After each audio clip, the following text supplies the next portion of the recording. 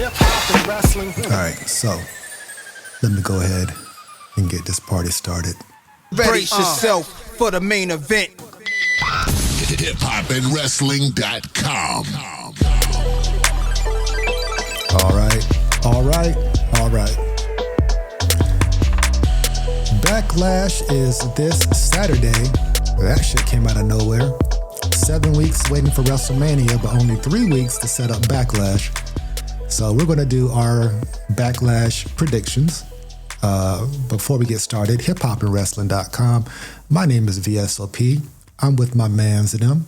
Go ahead, Gold. Tell them who you are. Stephen Gold. What's good, people? Stephen Gold. Pleasure to have you, sir. So yeah, as I was saying, yeah, Backlash is this Saturday. I feel like WrestleMania was just last weekend, but technically it was 3 weekends ago. And this show itself, as we know, as of today, as of Tuesday, because I'll probably post this on Wednesday or Thursday, there's only 5 matches for the show. Mm-hmm. I'm not sure if they're going to add any more, but right now we're looking at a 5-match show. So I'm thinking that even if they went 6 matches, I'm going to assume this show's not even going to go 3 hours. Or at least it won't go, Jesus Christ, what this Coke Zero's tearing my stomach up. It won't go, it's not going to go WrestleMania length, but 5 matches, 6 matches, that's good. Yeah. And an interesting card, to say the least, but especially with what was going down on this last episode of Raw, but that's okay. We're going to go through each match, what we think about the match itself, who do we think is going to win, and if there's going to be any like fallout from it. But I think this, and I appreciate what you said too. Like, it is a very interesting card, man. Yeah, I agree with you. It is like, I guess it's good enough. It's not like a heavy hitting or top heavy card, but they're saving for other events, right? They got a Saturday night's main event coming, and whatever the next pay-per-view is. I know Queen and King of the Ring is going to be coming soon. Like, it's going to be SummerSlam before we know it, dude. Mm-hmm. Yeah. SummerSlam is in August, right? Or was it September? In August, and it's going to be 2 nights this year. The first 2-night SummerSlam, which I'm very curious on how they're going to stack that card, because typically SummerSlam really ain't all that. They may have like a special attraction match, but for the most part, SummerSlam ain't that show. It's a good, in name value, it means a lot, but for the most part, it really ain't that show. Not compared to the Rumble. Rumble, Mania, then SummerSlam, then Survivor Series. And that order, yes. And that order. Matter of fact, because I think I put Money in the Bank up there. So I think Money in the Bank will come after the Rumble. Excuse me, will come after Mania. I think it is. I think Money in the Bank is next because Cardi B been promoting it. Yeah. It's going to be is it going to be in Atlanta? Damn, don't give me the fucking line. Or New York? I don't fucking know. That is a good question. Let's go to the Tron. WWE Money in the Bank 2025. Oh, that's right. Money in the Bank is going to be here in LA. I'm tripping. Are you going? Strong possibility. Right now, the tickets are on sale. And I don't know why I forgot this. The tickets are actually on sale right now, but they're selling them as the dual package because there's a show right before it, that AAA NXT mashup, When Worlds Collide. They're doing that at the Kia Forum. And then right across the street is the Intuit Dome where the Clippers play. That's where they're going to do Money in the Bank. So I'm waiting on the single tickets to come out. And hopefully they're not priced ridiculous like WrestleMania was. But if they're reasonable, then I would probably pop up, because I've never been to a Money in the Bank pay-per-view. I've been to a Money in the Bank match when they used to be at WrestleMania. But since they shifted to their own pay-per-view, I've not been to one of those. So, and I'll be interested to see who actually gets the briefcase this year. That's going to be a fun prediction show right there. Yes, it is. It is, man. I'm looking forward to that too. Because it's just so many stories and so many different ways they can go that I don't know. Like you said, it's a good problem to have. Going back to what you always say, it's a good problem to have. Yeah, especially right now. I don't know what the hell how this year is going to shape out at all, bro. At all. No, but I'm with it. I enjoy it. That's the good part. So yeah, Money in the Bank's here in LA. It's in June. So if you're coming out, I think it's in July. Sorry, I was July. Let's see. Hold on. You know, that's my birthday. It's June the 7th. Damn.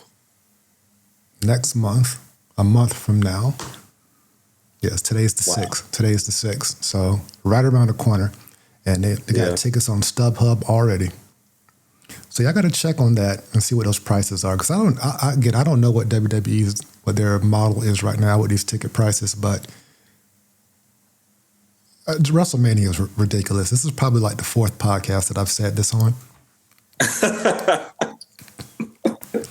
But I'm still... Look, it had to be ridiculous, bro. Because like you said, like you was definitely turned up about that shit. So they had to be ridiculous. Bro, my day was ruined because I couldn't get the WrestleMania tickets. Like, I was trying to buy a big cluster of them. And I was telling my friends, like, all right, if they cost around $500 last year for 2 days for us to sit in the lower bowl in Philadelphia, I'm going to assume in Vegas on Easter weekend, maybe they'll be like $600. I was trying to prep people like, all right, $600, $650 for both days, but still like in the lower bowl section, the 100 section. Nope. It was $700 to sit in like the 300 section. The fucking nosebleeds of a football stadium. Yeah, that's fucking crazy. Yeah. Even the nosebleeds in the arena is a lot, depending on the arena. But a football stadium? Fuck no. Yeah, that's fucking crazy. Rather just watch it on TV, bro. Yeah, basically. The only good thing you say, oh, I was just there. That's it. Right, to feel the energy of the crowd.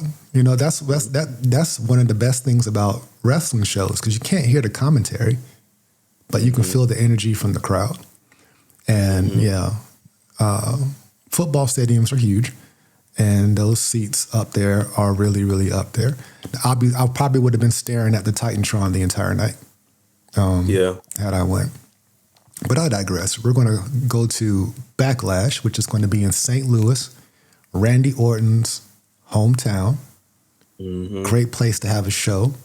But it just so happens that he's going against John Cena, Hill Cena, for the WWE Undisputed World Championship. Now, the feud itself is a historic, legendary feud. You know how at the Hall of Fame this past year, they inducted Bret and Stone Cold again just for their WrestleMania 13 match? These two will probably go down in history as having one of the greatest rivalries. I really can't pinpoint a specific match, but they've had so many. But to see them come back together with the roles reversed, with Randy Orton being the face this time around and John Cena being the heel, it makes for an interesting dynamic. However, and I was just talking about this last night with one of my friends, we would love to see Randy Orton get another, title run, 14-time champion. Why not one more as he slowly but surely gets ready to walk, into the sunset? But you're going against John Cena, who just had the biggest heel turn of all time, who just won the championship, number 17, off Cody. I don't expect him to drop that title anytime soon. But what do you think? I don't think either. I think not taking any credit from Randy. Like, Randy definitely is one of the GOATs just as much as Cena is. But I think right now what's selling tickets is John Cena. Like, John Cena's always been a moneymaker. Like you said, the heel turn kind of like re-sparked their feud, and it feels fresh again. Like it's exciting again. And I like how they're doing like a countdown to like their rivalry matches on like Raw. You notice that? Yeah. Which that is super cool and exciting, and I agree with you too. Like, it's gonna go down as probably like one of the greatest rivalries too. Like as a Hall of Fame rivalry. But yeah, I definitely feel like that title is gonna stay around Cena's waist. I think it's gonna be a good match. It's gonna be exciting. Definitely gonna be some shenanigans. Okay, but so you're definitely picking shenanigans. Yes, I don't think it's gonna be a clean win, but I'm picking Cena for this match. All right, so Cena with shenanigans. Now the question is, like, is he going to do a low blow type of shenanigans or outside interference? That's a good question, man. If I had to guess, I don't think he's gonna be repetitive with how he won. He'll probably do something else interesting, man. Like I don't know, man. Like do something to the ref or like a duck and like let Randy kick the ref or something weird. You know what I'm saying? But I think he's gonna spruce it up, man, and they keep it interesting. Because if you keep winning with low blows, man, it's kind of like, right, you know, right. Yeah, we want to see something different, man. You know, even though we don't see everything under the sun, but still, like, you know, just make it interesting, bro. You know, like I don't know, act like you heard of something, whatever, and then like when nobody's paying attention, like, you know, pull out some brass knuckles. Go back to the brass knuckles, man. Brass knuckles. I mean, he did beat Cody with a Rolex. Mm-hmm.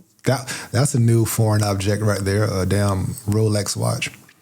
They better add that shit to 2K25 too. That'd be fire. That would be dope. Speaking of 2K25, I just finished the Bloodline showcase.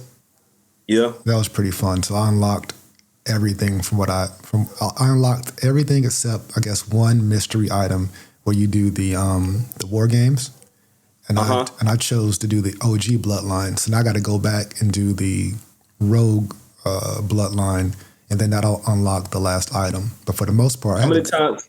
I'm sorry, I'm gonna cut y'all. Oh no, I was gonna say, how many times did it take you to beat that War Games match, bro? So the War Games match, I beat it the first time. I couldn't figure out why I didn't unlock that last thing, so I played it again. And I went through all the objectives because I was worried. What I was worried about was that someone else on my team was going to pin somebody before I could finish the objective. So I was breaking up pins from my own damn team just to, because I get mad when I get like all the way to the end there, and I miss the objective, especially those ones where they like do it within a certain amount of time, within 30 seconds, within a minute, whatever. So when I miss those, I just restart the whole damn match. Bro, that shit was pissing me the fuck off. I cannot tell you how many times I got right at the end and somebody would pin somebody because I won't be paying attention, and like the whole shit, I'll be so fucking mad, bro. Yeah. Also, another option is to like hit the whatever the middle. What do you call that middle? The touchpad on the PS5 controller, so that you can automatically switch to someone else. That's what I started doing. I figured out the trick or whatever. Mm-hmm. Yeah, and break up your own damn pin because it's So the match that frustrated me the most was Tamina's Money in the Bank.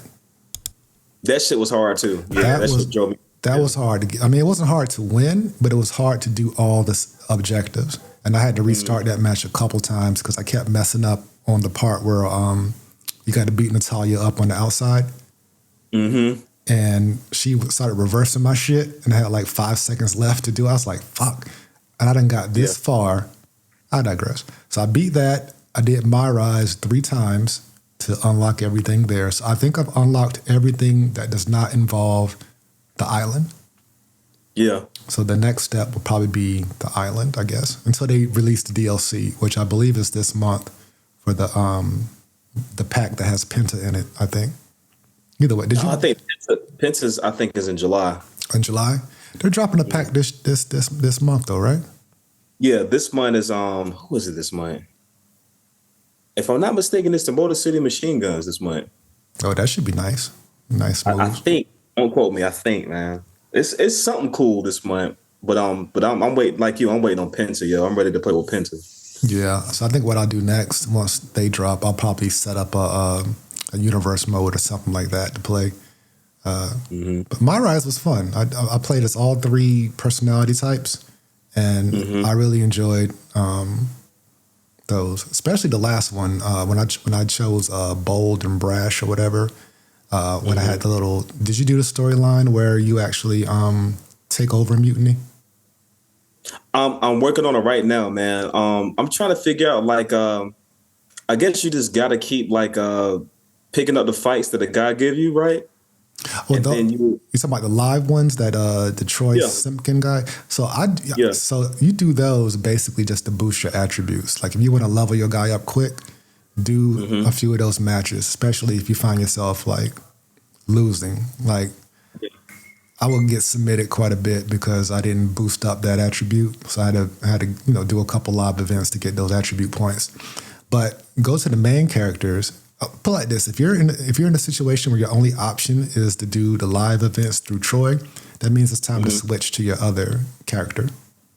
Oh, okay. So that's why I'm messing up at, bro. So I guess I got to switch to the girl. Yeah, you got to switch to the girl and then do her story, and then you'll rub shoulders with. You'll have a few superstars to pick from, just like the male character. You'll pick from whether it's Rhea, Charlotte, or someone, and then you'll do their story arc. So in the last one, I picked Drew McIntyre, and so he was on a quest for blood for CM Punk. So it was like true to the storylines currently. It was really good. I really enjoyed it. So how do I do that? It's like so when I switch to the girl and I don't do live, just pick a live show. Do I go through my DMs or?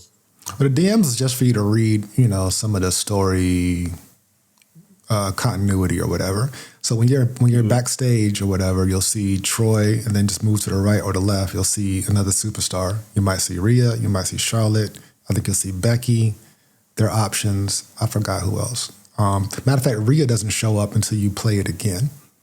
Okay. So that's another reason why you want to play it again. So remember what personality type you chose in the beginning, whether it was comedic. I chose bold and brash. Bold and brash, right? So yeah, so go through that. Switch over to the girl, and then start go on the journey through those superstars. You just pick one, and you'll follow their story arc. And then once that ends, you'll be reconnected between yourself, Punk, your other character, and then you'll choose what to do next. Okay, cool. Appreciate that, bro. Yeah, it's fun. I enjoy it. I find it easier for them both to have the same personality type and just follow that arc. And then when you replay it, choose the scheming and calculated one. Then when you replay it again, choose the comedic one. I think they did a good job with all three of them. And they're pretty lengthy. They're not even short campaigns. You have a lot of matches, and I really enjoyed it. I mean, some things repeat over and over again, but for the most part, they sprinkle in. Fun. Yeah, they sprinkle in some changes. Yeah. And of course, if you're really good, play in legend mode, because then you have a probability of actually losing. Yeah. They be reversing my shit all the time, but I like that. I like having, especially you reverse my finisher, I get mad as hell, but I like it. I like it. So too, man. I like a challenge too, man. If I get my ass whooped, man, I'm like, all right, you got it. You know what I'm saying? Oh yeah, every time I play against Nick, that motherfucker get mad as hell because I be reversing everything. I just triangle, triangle, triangle, triangle, triangle. Like I know the timing. So like I could go into the menu and turn off like the indicator. Mm-hmm. And sometimes I'll do that. I'll turn off the indicator that shows that shows you it's time to reverse. Because at this point I can kind of tell. And also I like the surprise when I do it, especially if I reverse your finish. That's just kind of a thrill. Great game though. The best fighting game I've ever played in my life. It is, man, hands down, man. I love it so much, man. It's the replay value is super. It's always fun, like going in and like picking your own champions, bro. And it's cool, like matching up like old school OGs with the new guys, and like the DLCs, like keep it fun too. Yeah, like the DLC packs, man. It'd be fun to see like who they're gonna drop. Like I was like anxious to see like who's gonna be part of the DLC pack, and I was really excited when I saw that Penta was gonna be part of it too. That was super super cool. Yeah, and they picked that up quick.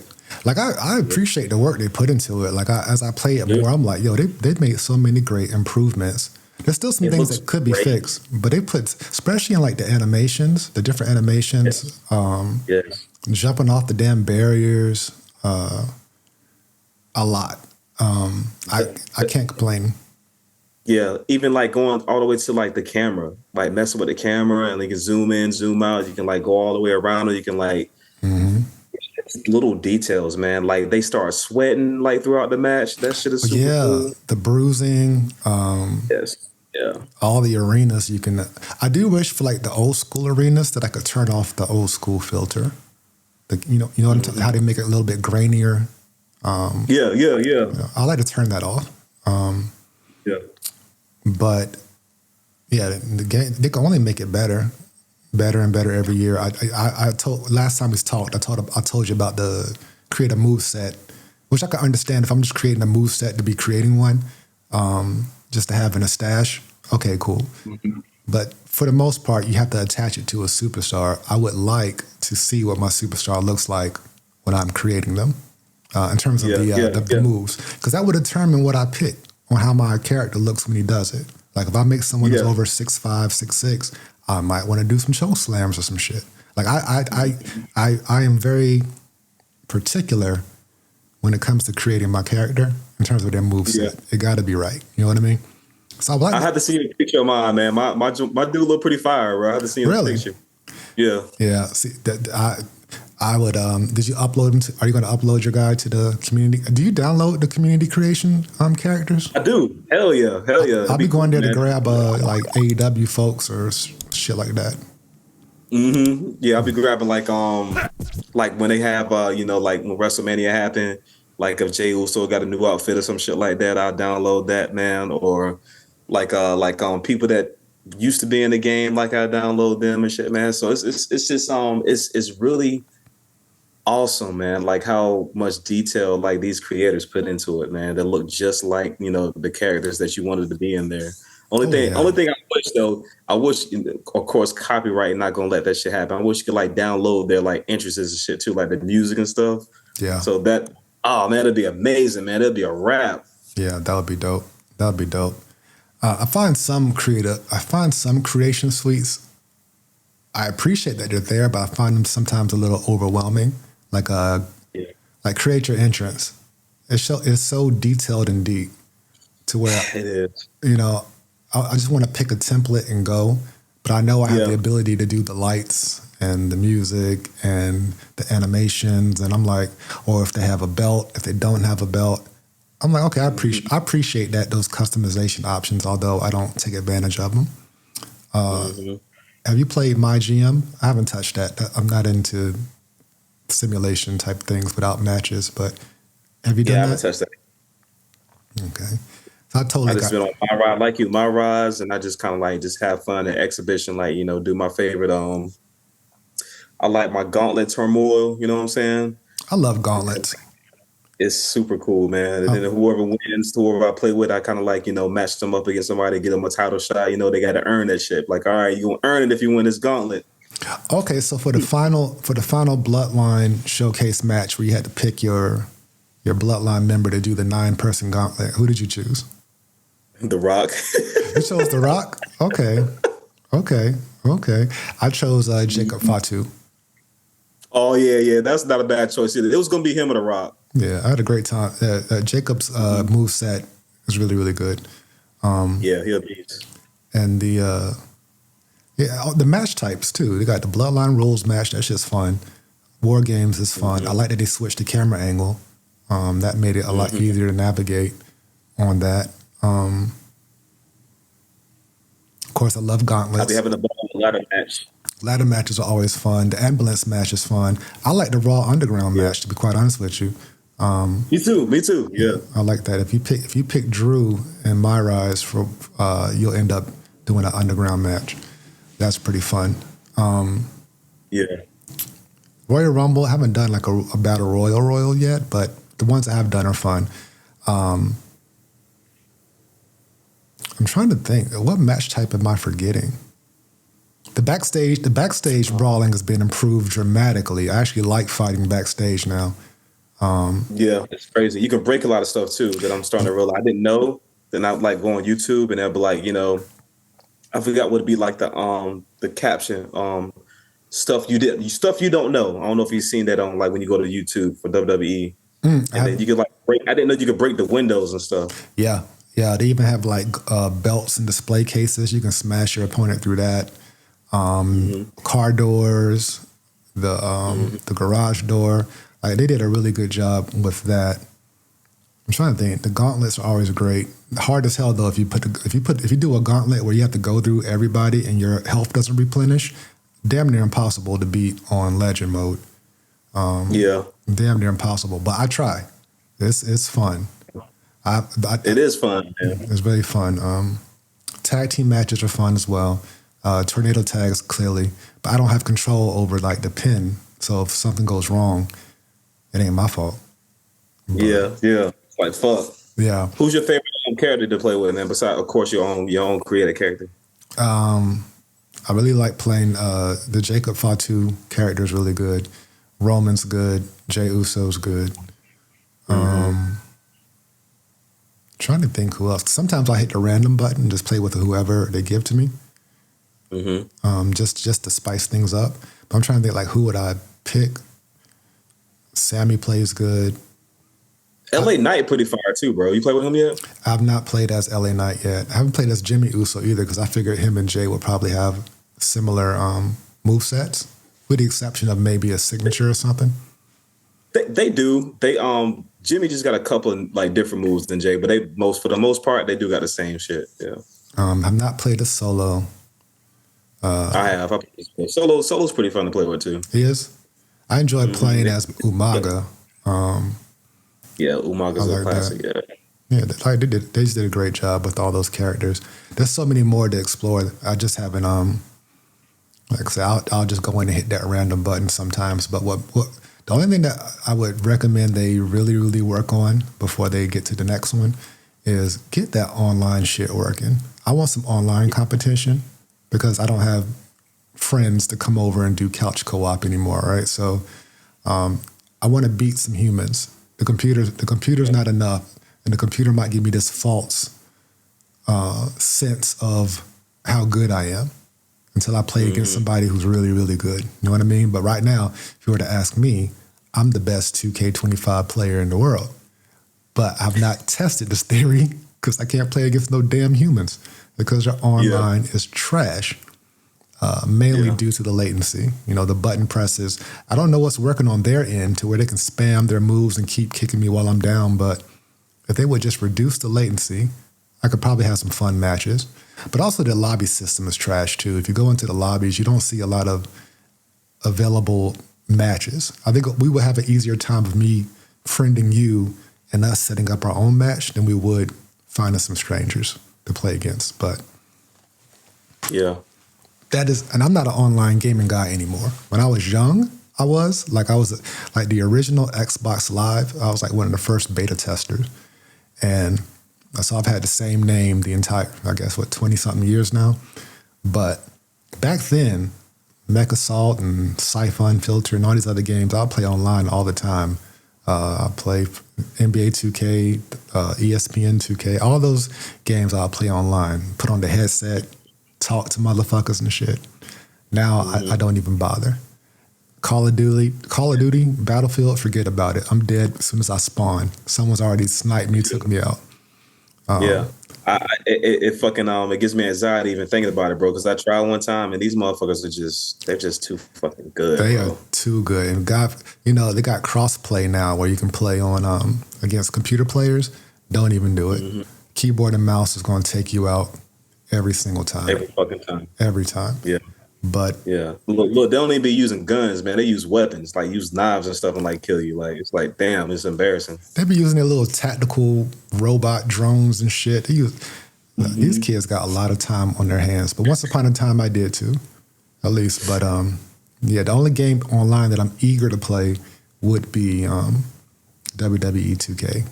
NBA 2K is cool, but I'll play that without a headset because these motherfuckers be talking some crazy, reckless shit over the headset, and I ain't trying to hear all that. I was a beast on 2K2 once upon a time, man. I kind of like, I got it now, but I just don't, I just be working all the time. I don't play it as consistently. I'll be more on 2K25 WWE than NBA 2K25. It's just the same thing, man. These motherfuckers be good, bro. They be good, man. Like they'll make you like you in your bag, and all of a sudden they're going like a 15, 20-point run, bro. They be calling plays and shit. They be knowing the offense and whatnot. I'm like, fuck you. I just grab the ball and try to drive to the basket, or Me too. Open three or drive to the basket. That's pretty much it. Ain't a lot of ball movement going on with me. Yep. These motherfuckers run down, they call screens, they pick and roll, they changing their defense. They're doing all this crazy shit. I'm like, you know what? Let me go back to the computer. Let me put this on. Run a man-to-man play, all the court, whole court, full court press. Also notice like when they D you up, the fucking haptic feedback when the controller starts going crazy. Like, yeah. And I'm like, yo, this is uncomfortable the way my controller is shaking. All you're doing is D'ing me up. But it's like, I guess that's just the way it works. Champagne problems, I guess. But you know, but they're owned by the same company. So why can't you get your net code right? There has to be a solution for this. But I digress. I'm sorry. What you about to say, Gold? I was gonna say in 2K25, like WWE, it's like a slower pace. Right. You know what I'm saying? You got 2 people or 4 people on screen rather than like 10. So you would think it would be easier. Right. You would think it would be easier. I think since they implemented that combo system, that's where things get kind of complicated, where timing actually matters. I just now got used to really understanding the stamina meter, which I actually appreciate because it lets me slow down my match. So if I want to be like cold and calculating and just beat you up for a while, I'll do some maneuvers and I'll wait for my stamina bar to get back up, kick you a couple more times. You know, so many damn moves. It's like a million ground moves. You know what? Strange enough, they have a million different ground holds, right? They got, you go to the head, you hit X, it doesn't move. You hit circle and X, it doesn't move. You hit circle and square, it doesn't move on every part of the body. Yet they still only got one type of stomp. Yeah, it's whack. Yeah, why don't they? Yeah. Right, there's only one stomp. They need to put some more stomps in there, like some different like ground offense. I still appreciate what they got. Do like a rope. Yeah. Do like a rope grab stomp, you know what I'm saying? I stomp regular, grab the rope and stomp. Yeah, just different. I mean, granted, there's plenty of stomps and the corner moves and the Jesus Christ, all the avalanche moves. They have so much shit, but you got the same stomp from the past 5 years. I'm confused. Yeah, I digress. Yeah, that game is great. Do better. Yeah, I'll be playing that tonight as I edit this video. All right, Cena, Orton. So you predict shenanigans. John Cena win. It won't be clean. I am going to agree it won't be clean. There'll be some level of shenanigan. And what I'm thinking, because I don't think Travis Scott's coming out to cause any trouble, but if he does, he will eat an RKO, which I'll probably appreciate. But what I'm thinking is that there'll be a ref bump. Randy's going to hit the RKO and get that visible pin, you know, where the crowd counts along with him, but the ref is down. John Cena's going to hit him with a belt shot, attitude adjustment, and escape St. Louis with the championship. That's my prediction in detail. That's what I'm thinking. Does that sound like something they would do? What do you think? It does. Yes, sir. Yeah, play by play, it does. Yeah, so that's what I'm thinking. All right, so that is Cena versus Orton. We both predict that John Cena wins with shenanigans. Next up, we got Lyra Valkyria versus Becky Lynch for the Women's Intercontinental Championship. Becky on a fresh heel turn. Lyra's had the championship for a few months. She's the first ever IC champ. I can't remember when they created it, but I believe it became official like on a Saturday night's main event, right? Or was that the women's US title? I think they had the tournament for it. Remember? They had the tournament. It was her and Dakota Kai in the finals. Yeah, I think it was Saturday night main event. But so she's had the championship. Becky's going to have her hands full with Bayley at some point. That's the way I see that. But I have the feeling that Becky might take the title, only because Lyra got the upper hand on her the last few weeks in terms of physicality. But Becky, she's doing this turn. I think it would make sense for her to grab that belt. Not grab the belt, but win the championship and see what she can do to maybe elevate it and have Lyra go back to the chase. The question is, I don't know who's going to chase that belt on Raw. I'm trying to think of the women's division. Like, who would be really going for that belt? Or maybe Becky and Bayley have a feud over it. I don't know.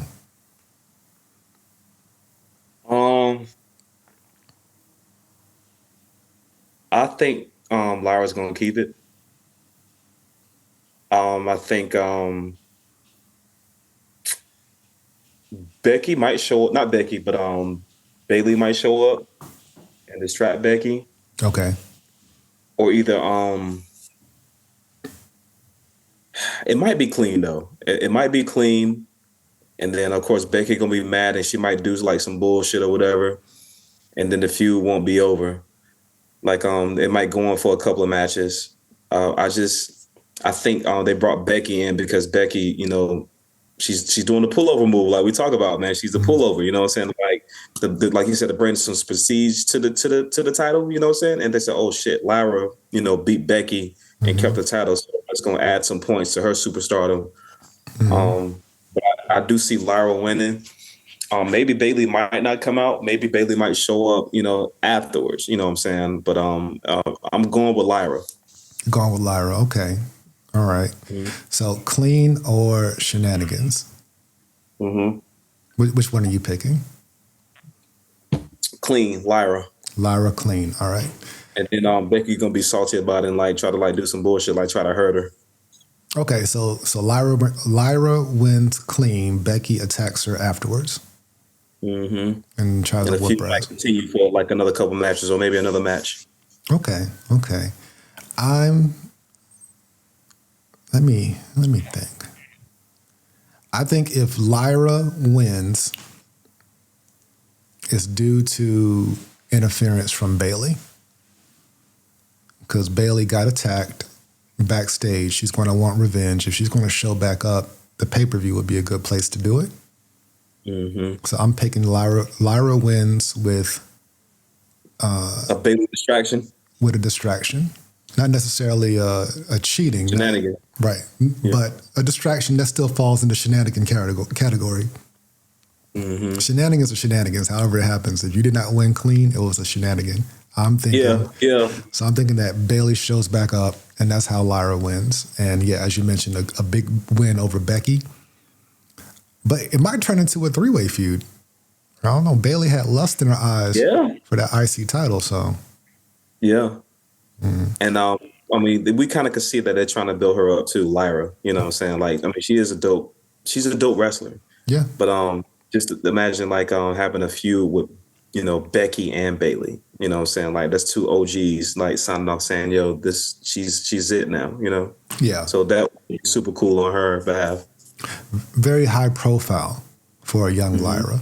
And I can't think of anybody else on the women's roster at the moment. So I guess that's a problem that I can't think of anyone outside of Bailey.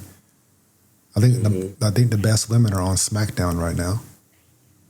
I agree, man. SmackDown is stacked. All right. Yes. All right. So we both picked Lyra. I just so happened to tie it to some Bailey shenanigans. But Becky might win. But I think it would be better for Lyra to win. Becky won't be hurt by a loss. And again, she won't. Yeah. So. Yeah, she's solidified, yo. She's an OG. She's solidified. Yeah, she's straight. She's good. all right. Next up, Pat McAfee versus Gunther. Gunther in a, I put grudge match on here. It's really just a match. But I will say that promo exchange that they had last night on Raw sold me on seeing this match. They did a good job of making it seem very heated and, of course, personal. I mean, Pat got choked out, put to sleep, probably the worst than anybody's got put out. Mm-hmm. Maybe Jimmy Uso got a worse beating than Pat McAfee. But for the most part, Pat McAfee got fucked up. Yeah, he did, man. He did. Yeah. Gunther whooped his ass. Now, do I think Pat McAfee has a chance of beating Gunther? Hell no, motherfucker. Not at all. Now, do I think he's going to get just crushed? Sloppy bomb right into a sleeper right away? I think he's going to fight back. He'll get a flurry of offense because Pat McAfee is actually way better than he should be in terms of the few matches that he's had, with the exception of that short match he had with Vince at WrestleMania. For the most part, Pat McAfee is solid, but he'll have a flurry of offense. He'll have like he'll show some hope, some spirit, but ultimately, sloppy power bomb, sleeper. He's done. No shenanigans, no interference. Clean. Gunther wins is my prediction. What about you? Yeah, Gunther definitely about to whoop his ass, bro. Like I said, it ain't gonna be no just one-sided match. Shit. If anything, maybe like Gunther if Michael Cole's like if he's at announcing, then Gunther might like have the upper hand and go outside and start talking shit like look at your friend, da-da-da, start talking some shit and get distracted. And that might give Pat McAfee the upper hand, but at the end of the match, it's still gonna be Gunther to win. Oh yeah. Do you think Michael Cole would get involved?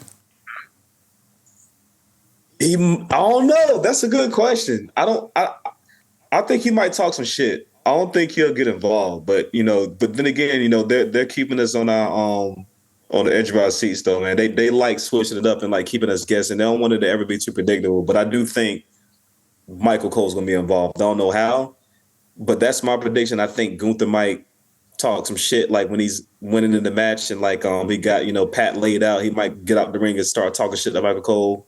Like I said, just saying, "Yo, look at your friend. Look at your friend now. Look what happens when people try to defend you." You know what I'm saying? Yeah, I think it's gonna be weird like that. Yeah, I think he's absolutely going to exit the ring and taunt Michael Cole. Talk some shit. For real. Now, would that lead to a distraction to make me think that Pat McAfee has a chance to win? I don't know. I don't see any like 2 counts that I maybe be like, oh shit, he almost had it. I don't see that happening.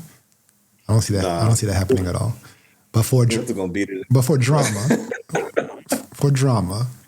Pat McAfee came to the help of his friend, but he's going to get that sloppy bomb, maybe a sloppy splash, and he's going to sleep. He's going night night. That is my prediction. So I think, bro, look, that should be an Avalanche move, man. Like the sloppy bomb straight to the sleeper, man. They should have put that in there, yo. That would have been nice. His power bomb is actually really nice in the video game. I can't front. It is. I can't front. All right, next up, we got a 4-way match for the U.S. title.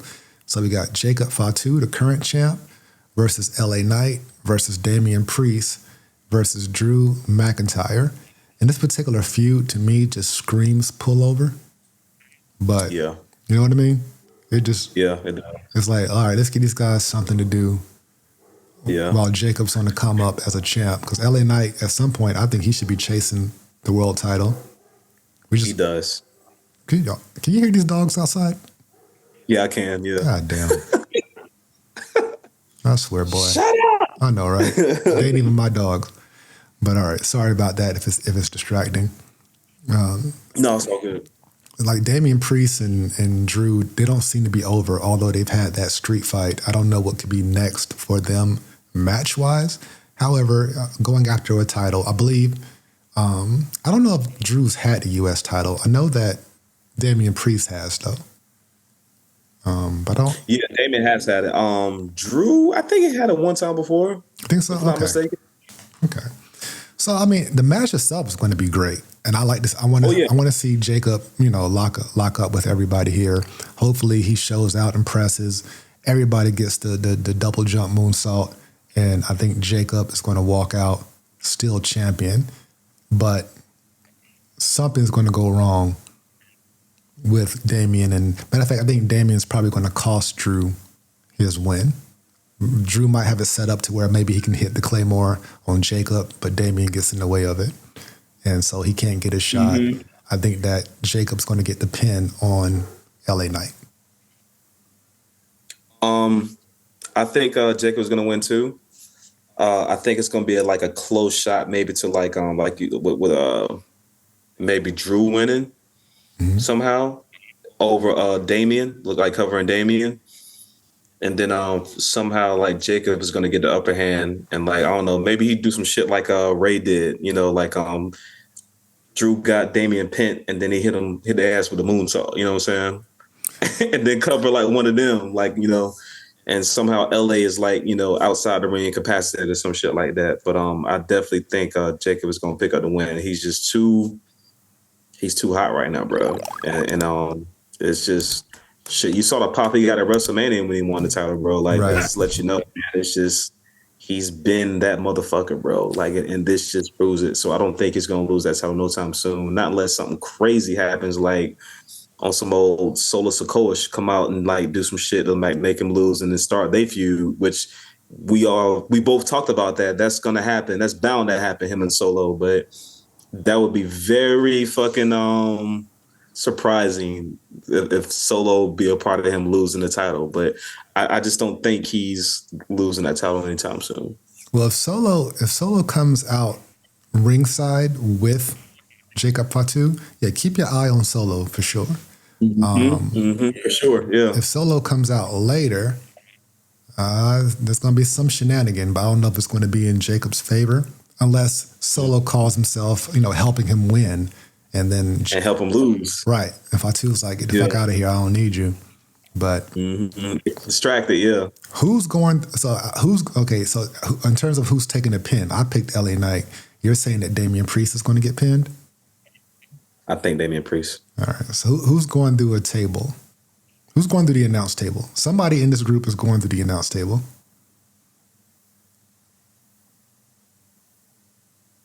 LA Knight's going either LA or Priest. So that's how. No, LA or Mac. I said that LA or McIntyre. LA or McIntyre are going through the announce table. And that's how. Damien got to get his lip back, man, from taking that fucking that Claymore with the chair, bro. He got to get his lip back. Yeah, that was sick. That was sick. Okay. It was fire. It was. Okay, so we're picking Jacob wins. You're picking that he pins Damien. I'm picking that he pins LA. But in terms of who might go through the announce table, it's either going to be Drew or LA Knight, you say? Mm-hmm. All right. All right. We'll follow up on that one. I got to start writing this shit down. Yeah. All right. So this match was just added. Dominik Mysterio versus Penta for the Intercontinental Championship. Now, I don't know how Dominik's going to weasel his way out of this one, but I assume he's going to weasel his way out of this one with some Judgment Day shenanigans by either. Yes, I agree. I think Finn. I think Carlito and JD will run down as usual. Penta will knock him down, but I think Finn will be the X factor in terms of how Dominik gets the victory. Probably Finn interferes, Dominik frog splash gets the victory, or some type of roll up, something like that. But I don't think Penta wins. I don't think Penta would be hurt by not winning, but I don't think he wins. I think there's more storyline equity and Dominik holding on just a little bit longer until we have that inevitable one-on-one between him and Finn, which is going to have to come soon. I'm predicting maybe by SummerSlam. Yeah. Same thing. I agree that Finn is going to be the X factor in helping Dominik win. And I think maybe it'll even be like a gentleman's gesture, like Finn, like, you know what? Me versus you for that title, and whoever loses stays with the Judgment Day and the other one, leaves. Okay. Some shit like that. Okay, that's intriguing. So a loser leaves Judgment Day angle. Mm-hmm. Or or fighting for who's the leader. Yeah, because they say it's no leaders, but we know like whoever holding the title was kind of the leader, even though they don't say so. You know what I'm saying? So I think that's gonna be like the deciding factor, like Finn versus Dom for that belt, man, and the winner's gonna lead Judgment Day. Okay. I like that. That works. All right. So we both picked Dominik to win, and we both predict Judgment Day shenanigans primarily from Finn Balor. Mm-hmm. All right. Sounds good to me. And so right now, unless something happens on SmackDown, that's the full card as of today. 5 matches. So I'm not sure what they could do on SmackDown. I believe Nia and Jade are going to have a match for number 1 contendership, but I think that match probably won't happen. Granted, did a Jey Uso Seth Rollins match with a 2-hour build up. Who's to say they won't throw another title match on this show? But I don't think they really need to. It's kind of a pullover show.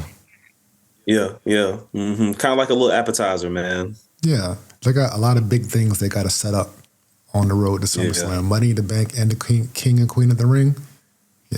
Yeah, that's pretty. Was you happy to see your boo back in action on SmackDown, Naya? Oh yeah, so you know I love me some Nia. I'm so happy to see her back because she got to get her lick back too. She does. You know what I mean? All right, so let's keep the momentum going. But yeah, that's Backlash, people. Short show, short segment, but let's keep going.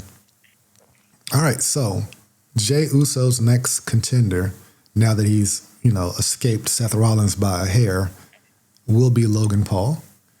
And we've talked numerous times on when Logan Paul is going to finally get that belt. Because we assume that he will at some point.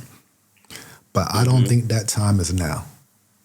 No. Matter of fact, I'm sorry. Go ahead, Gold. Yeah, I was gonna say, I think it was Nick that said he might get it this year, and me and you both agreed it was like if it does happen, maybe next year. Maybe next year, maybe Saudi Arabia. I don't know why I keep associating Logan Paul with Saudi Arabia for some reason, but I just think that's where it's a big stage. It's a big stage, like even though it's across seas, it's like a lot of attention over there, like especially it's like international. So it's also, we're gonna be looking at it over here, but then it's over across seas, they're going to be paying attention and tuned in too. Right. I think it would benefit Jey Uso to get this victory. Me too. Because he needs to look like a strong champion. Like he barely escaped Seth Rollins last night. Yes. So I think Seth Rollins is still going to be gunning from him. I think they were just testing the water. I think ultimately Jey Uso's SummerSlam opponent will probably be Seth Rollins. And I think that Seth Rollins will be the one who takes that belt off of Jey. Damn. I kind of agree with you, man. Even though I would love to see Jey hold on to it, you know what I'm saying? But I just think that over that 1,000-day holding the championship shit, man, they just want to really give each superstar a chance to have that, notoriety, so they'll all be on equal levels. You know what I'm saying? Like they don't want just one person being on top. They want everybody to be like a moneymaker. You know what I'm saying? And I think holding that title kind of like solidifies you as a moneymaker, like, and you bringing in seats or whatever. So like, who's popping at the time? That's who it's gonna go to. If Jay's, he's already popping, but if he's still getting that same pop, then he might hold on to it. But if the person he's going to get had the same equal or better pop, then it's going to change hands. It's just the business, like they say. Yeah. It's for business. Yeah. I think right now, in terms of Monday Night Raw, his two biggest threats happen to be aligned with each other. That's Seth and Braun Breaker. Yep. Those are probably his two biggest threats. Now, not to discount Logan Paul. Again, I just don't think it's his time yet. I think having a face champion on one brand and a heel champion on the other brand kind of works. Because Logan Paul's not turning face. I don't know how they will pull that off, to be quite honest with you. He's just so easy to not like. He is, man. He does a good job. He does a really good job. We'll talk about heels a little bit later. I actually have a segment around heels. But Logan would qualify as the type of heel that we need more of. The antagonist, you know what I mean? But he's believable. Yeah, he is believable, and he backs it up in the ring. So I do think that the match between those two will probably be really, really good. It is. It is. But whenever that does happen and where it happens, I think it might.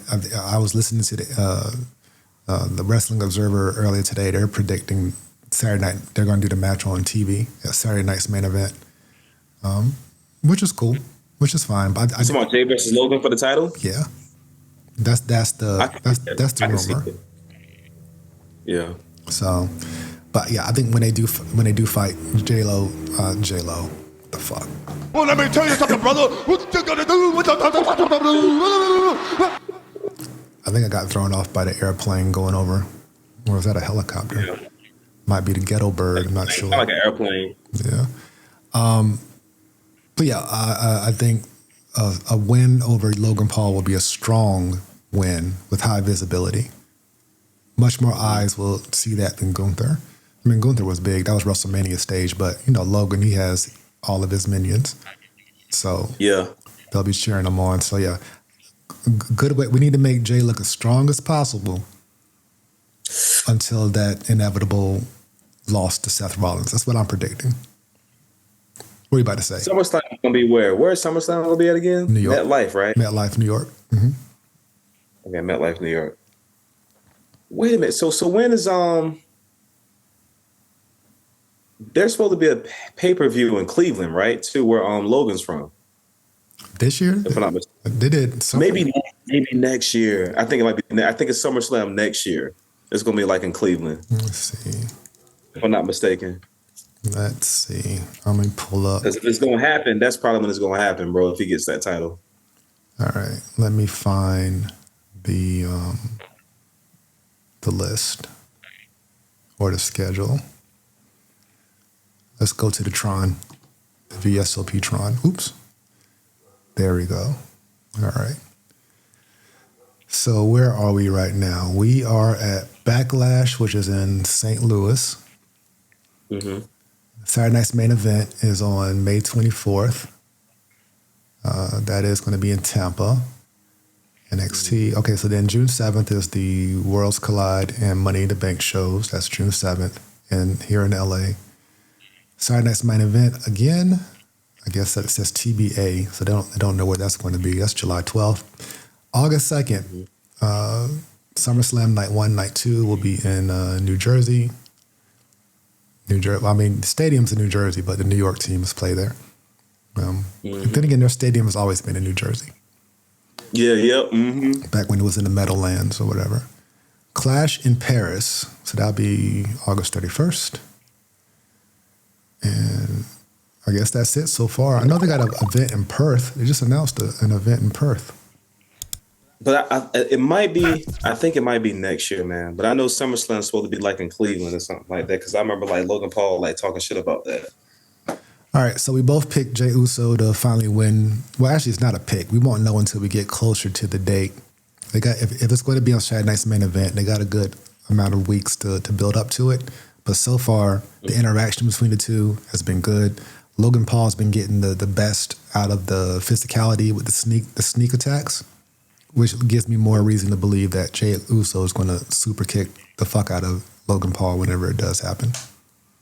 Mm-hmm. But we'll predict that once we get closer to that show. But I wanted to bring that up because clearly there's like Jay's supposed to have a target on his back, right? And in terms of who can we see on the actual roster right now on Raw, Logan makes sense. Seth makes sense. If Braun's already beat Jay twice for a title, but who's left? Gunther, if he wants to get a rematch. But who else? Finn. I think it's gonna be Seth, man. He makes the most sense. Yeah, Seth makes the most sense. Yeah. And it might happen, like you said. It might be a SummerSlam thing. It might happen at SummerSlam. Yeah, I think by SummerSlam that belt's coming off Jay. Now, granted, if he keeps it, I'll be more than happy. I'm on a Jay. Me too. I'm on a Jey Uso train. But storyline purposes, whatever they're building Seth up leading up to the next WrestleMania, because at some point that one-on-one with Roman's going to happen between Seth Rollins and Roman Reigns.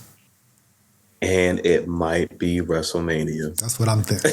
Yeah. It might be WrestleMania. It makes sense. It just might. Now, CM Punk clearly has unfinished business with Seth right now. I don't know if, him and Roman might team together. Who knows? I just know that Seth and CM Punk's not done. Seth and Roman Reigns is far from done. And now we got Jey Uso in the middle of all this, and everybody's distracted by the other players. So we just have to see where it goes. And I still have yet to see Roman Reigns acknowledge Jey Uso. Yeah, exactly. What's going on here? Either that or Roman versus Jey WrestleMania. That should be crazy too. I mean, they've already done tribal combat. I don't know where else they could go. Yeah, but like the shoe being on the other foot, so to say. You know what I'm saying? Like, little cuz being a champ, I mean, if Roman's thirsty for gold and he's not in the picture with Cena, who's to say he won't go after his cousin's title? Some old respect type shit, man. Like, and then, Jay wins and say, all right. And Roman was like, all right, salute. I respect. Not that I didn't respect you, but yeah, you got real my respect because you beat me in the main event. You know what I'm saying? Mm-hmm. You're not little cuz no more. You main event Jey Uso. Yeah, he is main event Jey Uso. So he needs to win some main events. He needs to have like 2 or 3 successful title defenses. Because right now, I don't think the stat we should be paying attention to is necessarily how long you've had the title. It's more like how many times have you defended it. I agree. Right? I agree. So, but I digress. We'll see what happens. All right. So this brought me to, we were talking about Logan Paul. And I'm so happy that this was my next scene because Logan Paul is just a natural, I want to punch you in the face type of heel. But as of late, WWE's been doing this a lot with the heels on top. They're not necessarily wrong with why they are disgruntled or who they're upset at. And this all started with Bret Hart back in the day when he was like, hey, I get cheered in Canada, I get booed in the US. And then I've been screwed over and over again by Stone Cold, by Sid, by whoever. Yeah. So when he would go to Canada, he would be a total babyface, and in the U.S. he would be a total heel, but justifiable. His reasons made sense, but we still booed him, right? It still worked because we liked the other guys better. I always loved Bret though, even when he was a heel. Yeah. Like I'm a Bret fan. Like I love Bret. And I think it's that thing like. The writing is good, bro. When like you have a person, like you said, it makes sense why they turned heel, because damn, he did get fucked over, you know what I'm saying? Or damn, he does have a point there. And so I think that era where Bret was a heel, it's kind of like, it just made so much sense, So you didn't want it to make sense, you know what I'm saying? Like you wanted to hit him, but you're like, damn, you know what? I'm not mad that he's fucking mad, you know what I'm saying? So you're right. And then ultimately, at the end of the day, he got really screwed with the Montreal screw job thing, Yeah. So I mean, yeah. So his heel turn was justifiable and possibly realer than we thought. Have you seen the documentary Wrestling with Shadows? No. Bret Hart's documentary from right before the Montreal screw job happened. Right before he left WWE, he had a documentary called Wrestling with Shadows, and it was really, really good. I think I seen it. Was it the one where he kind of had like his dad was in it too, and his dad was like training wrestlers in the documentary. Yeah, in the dungeon, and then and he was like, he said, yeah, he said you're down here practicing. He said your eyes might get a little rosy. Yeah. Yep. That shit was good as hell. Yeah. Yeah, and they had all the backstage footage leading up to the screw job, and then of course Hunter and Sean sitting there denying their involvement in it, and Vince McMahon. He said, God is my witness. Right. I have no idea what's going on. God is my witness. Right, yeah. Man, but that man goes down in history to being the first man to spit a loogie in Vince McMahon's face. Right. Landed right on his cheek. When you think about it, that's a crazy way to go out, right? He just spit in your boss face, bro. Said, fuck you, bro. Bro. So yeah, Bret's probably the first justified heel that I can remember. But now, we got Drew McIntyre. He was justified. Yep. With all the shit that the Bloodline put him through and that CM Punk put him through. We got Seth Rollins, who's kind of justified based on all the shit that he went through with the Bloodline and Roman. Yeah. All right. Yep. Kevin Owens, he was justified riding with Cody, and then Cody wanted to go and team up with them, the enemy that's been ruining Kevin Owens' life for 4 years. So he was kind of justified. And now we got Becky Lynch. She's like, yo, don't be fucking being mad at me for taking out Bailey. That chick has been ruining my life for 4 or 5 years. Mm-hmm. And now all of a sudden I like her again while I was gone. So now she's a justified heel. It's as if they have an out to turn back face, but like when we look at them, this is the top. These are like their top stars. Then we got Logan Paul, who's just a straight up asshole, an arrogant, prickly asshole who you want to see get punched in the face, and we need more of that. Maybe Chad Gable. You could probably say maybe Chad Gable. What's my man name? What's his name? Had a feud with Andrade. Okay, Carmelo. Yes. Carmelo is a good old regular heel, little asshole heel, cocky and arrogant. Yep. Who else is just an asshole? The Miz. The Miz. Karrion Kross. I don't know what he's doing right now. I just think he's like just an instigator. Exactly. Yeah. So he's kind of like neutral. Finn Balor. He's his beef with Damian Priest was justified. Technically, but he's an asshole for causing them to lose the title last year. So Gunther is an asshole. He's a regular heel. But in terms of like emotional investment from the audience, I would say it would lean more towards these guys on the bottom of the screen than it would the people that we just mentioned. I guess I agree. Because it's kind of like, first of all, like if you look at like Seth is awesome, right?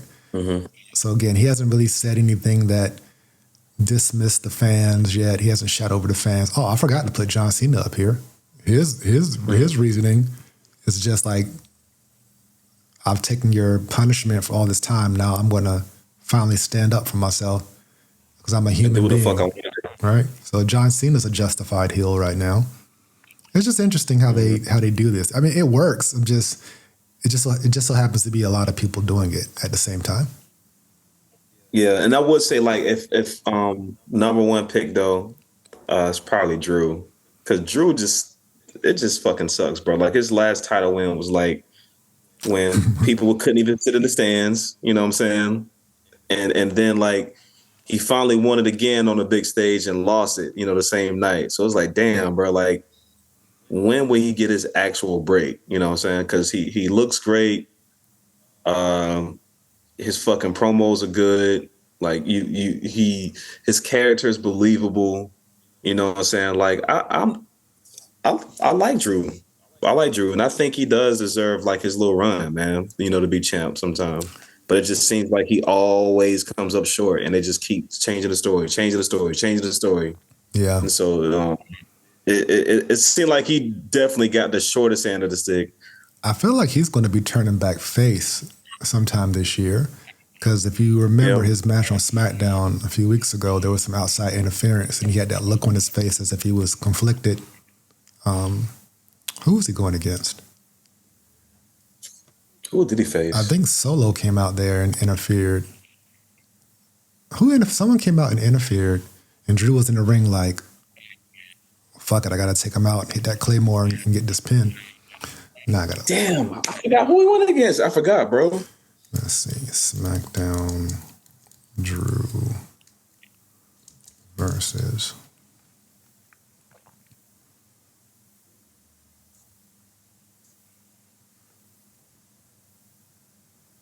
Was it McIntyre versus LA Knight? I know they had a match. I think was it LA Knight?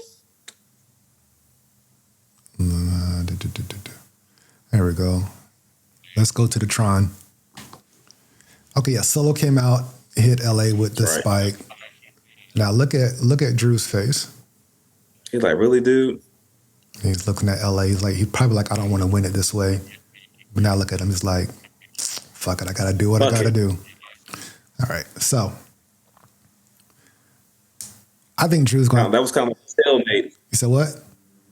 It's kind of like a stalemate. Yeah, it was a stalemate. But he's going by Drew's facial expression. it seems as if at some point, if these bloodline folks keep meddling in his business, he might have to put some heads to bed.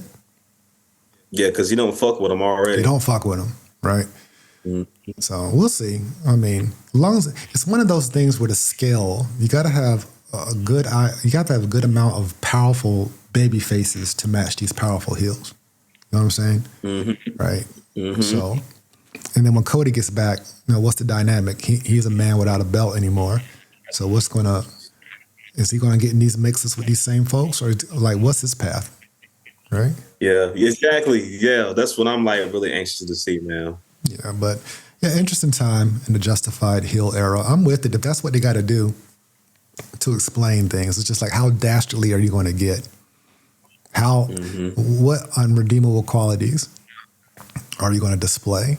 Because at some point, you got to turn it back around, start selling that merch again, you know? Yes. Right. That part. Underline that. So, I mean, Jey Uso, the kids love him right now, but, 2.5 years ago, he was a dastardly heel in the bloodline. Beat Sami Zayn's ass. Mm-hmm. All right. So, did you hear about all the releases, the WWE releases? Yeah. They let a lot of people go, especially from NXT, but these three, Shayna Baszler, Braun Strowman, and Dakota Kai, big, those names from the main roster, I was surprised, especially to see Braun Strowman, who's like their biggest dude. Me too. Yeah. Yeah. He is your biggest guy. Yeah. I don't know, man. That was very surprising too. Like, not unless they got somebody else coming back soon too that we don't know about. Omos? Get your ass out of here, Jack Perry. Yeah, man. I would definitely pick Braun Strowman over Omos any day. 100%. Like, Braun put over Jacob Fatu pretty big. Yeah.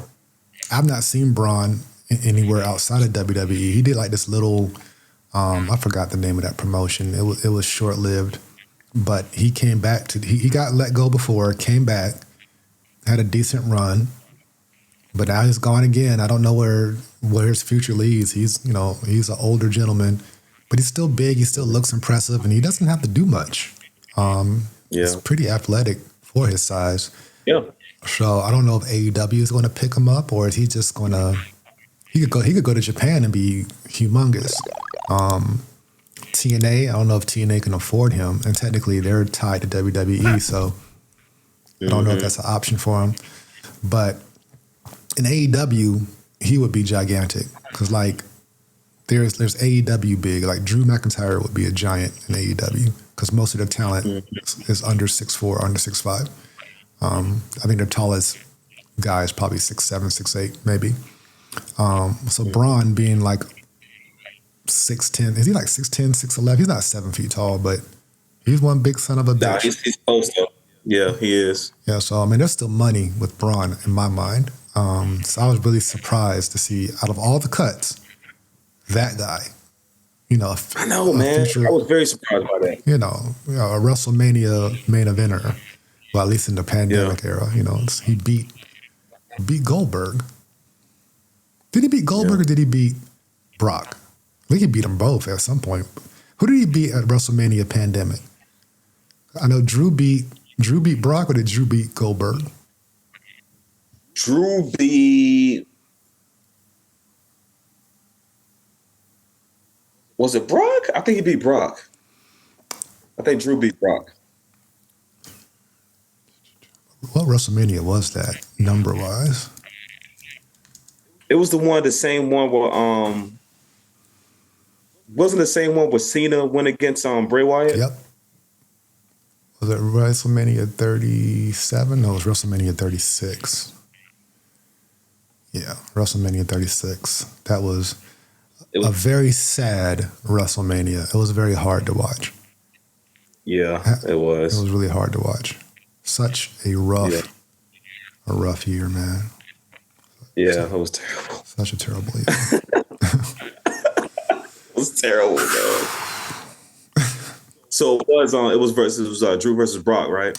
Yeah, I'm trying to find the matches. It's not I'm on Wikipedia. It's not giving me the match list. I probably need to go to, here we go. Night 1, Braun Strowman beat Goldberg and Drew beat Brock. Thought so. And the Braun Strowman match, that was only 2 minutes and 10 seconds. Oh, God. They were both decisive victories. If I recall, Drew beat, 4 minutes and 35 seconds, Drew and Brock. Damn. Braun Goldberg, 2 minutes and 10 seconds. Matter of fact, I'm looking here. The longest match was Edge and Randy Orton in that last man standing match, which the match they had after that was way better. This last man standing match, I think that was meant to be somewhere with a crowd. And since there was no crowd and they were just wrestling around the performance center, it just didn't really hit. Didn't hit. All right, so yeah, Braun Strowman got released. Shayna Baszler, who really hasn't been popping really since Ronda Rousey left. Yeah. She really hasn't been doing much. She was in the PFC for a minute, but now they've been completely disbanded. There's only Zoe Stark left because Sonya Deville's gone. She got let go on the last round of cuts. And who's to say that Zoe Stark may not be in the same boat? I hope not, because Zoe Stark is really, really talented. They just haven't done nothing with her yet. She's fire. Yeah, she's fire. I like Zoe Stark. I've never been a fan of Shayna Baszler. No? You know, not knocking her, but I just want my taste, you know? Yeah. I like when she was the champion in NXT because she has a legit MMA background. Like, she really will whoop somebody's ass. Whoop your ass. Yeah. Yeah. But yeah, it ain't hit. It's kind of like that Carl Anderson, Luke Gallows effect. You know, they're just not hitting, not connecting. But still, yeah, I don't think at her age she can go back into fighting. So I'm not sure where she's going to go next. But hopefully, I mean, she had a very long run when you think about it. But I believe she was there for at least 8 or 9 years. So 2000. Well, at least six or 7 years. Yeah, I had kind of fell off a little bit, took a break from it, and then I kind of was catching up. It was a lot of new faces. Like she was one of the faces I was just like, oh, who's this? You know what I'm saying? Yeah. Now Dakota Kai, I love Dakota Kai. I think she is so good in the ring, but I do too. Unfortunately, injuries have not worked. Her body has not worked in her favor because she's had some big injuries that have put her on the shelf a few times. Yeah. But she's so good, and I thought she was great in Damage Control. It all made sense. So I think she's going to be fine wherever she decides to go, whether she goes to Japan, whether she goes to TNA, AEW. AEW should totally try to pick her up for their women's division. Yeah. Totally. But yeah, I was really surprised to see her I was surprised by all three. Now, the NXT talent that they let go of, not so much. Yeah. They didn't, They let you go too, right? Jakar. Yeah. Well, so I was talking to one of my homeboys about that yesterday because we were just thinking Lash Legend is going to break out on her own, and her and Miss Jackson were a tag team, but all eyes were on Lash Legend. Like, Lash got the it factor, so I didn't think she was going to be paired in that tag team for long anyway. And then they let go of another person in their stable. I forgot that gentleman's name. Let's see. WWE cuts. Let's take it to the Tron. So Cora Jade, she was, I don't know if you didn't watch NXT, right? She was, she had a good look, but for me, that was about it. But they let her. Performance-wise, it was just kind of mediocre. Yeah, in the ring, she wasn't on the level of everyone else. Like, you got Roxanne Perez who can legit beat up everybody. Well, not beat up everybody, but out-wrestle almost everybody. So they're going to hold on to her. Can't believe they let AOP go. Like, what? I know, right? It was whack. What? I would have picked AOP over the goddamn War Raiders. Let's keep it real.